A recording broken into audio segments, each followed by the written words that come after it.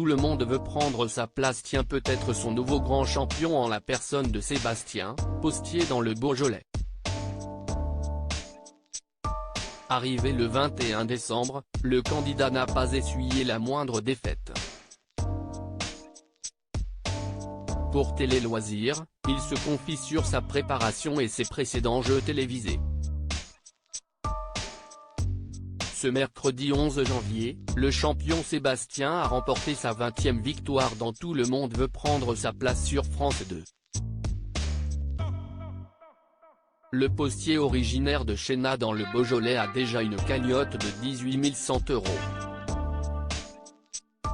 Si le champion de Laurence Boccolini est encore loin du parcours de Stéphane dans les 12 coups de midi, il a lui-même participé au jeu de Jean-Luc Reichmann en 2012. Il nous a raconté son parcours au sein de ces différents jeux télévisés. Je tenais à ce que ça marche Télé Loisirs, aviez-vous comme objectif d'être champion en participant à l'émission ? Sébastien, absolument, c'était l'objectif. Je regarde l'émission quasiment depuis le début. J'avais déjà participé il y a 2 ans, j'étais allé en finale face à Michael, le 11e meilleur champion de l'émission, note de la rédaction, mais ça n'avait pas marché. Je tenais à ce que ça marche. En voyant que la championne n'avait qu'une seule victoire au compteur, je me suis dit qu'il y avait quelque chose à faire. Vous êtes postier dans le Beaujolais, ce n'est pas trop compliqué de vous absenter pour les tournages ? Pour l'instant, j'ai assez de jours à congé à poser. Si ça doit durer, ce que je souhaite, il faudra que je prenne des jours de disponibilité. Je me suis renseigné la semaine dernière pour des disponibilités, mais ça ne devrait pas poser de problème, on parle de quelques jours et pas des mois comme on tourne entre 5 et 6 émissions par jour. Est-ce que vous révisez pour l'émission ? Pas spécialement. Je lis des magazines, je lis pas mal de livres, je regarde des films variés, des documentaires. Ça part dans tous les sens. Il faudrait que je révise mais je n'aille pas assez de temps, il y a la vie à côté. J'essaie de me faire confiance et surtout d'essayer de me souvenir de tout ce que je lis. Il faudrait que je révise mais je n'aille pas le temps. Quelle stratégie optez-vous pour l'attribution des thèmes ?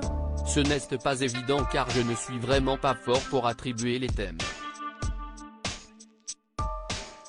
Parfois je donne un thème qui me semble difficile pour être assez tranquille, et je m'aperçois qu'ils ne sont pas aussi difficiles que ça. Que ce soit pour m'octroyer un thème ou en attribuer un, je ne suis jamais super à l'aise.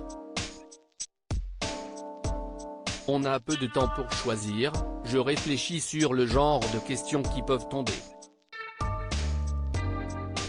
Si est trop vaste, j'évite de le choisir. Vous étiez le 4e meilleur maître de midi en 2012. Pourquoi ne vous revoit-on plus dans les 12 coups de midi ?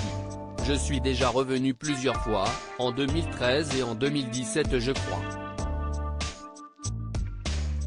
L'année dernière j'ai été invité mais j'étais en congé au même moment. En 2020 l'enregistrement était le lendemain de celui de Tout le monde veut prendre sa place et on n'a pas le droit de faire plusieurs jeux différents dans les 6 mois.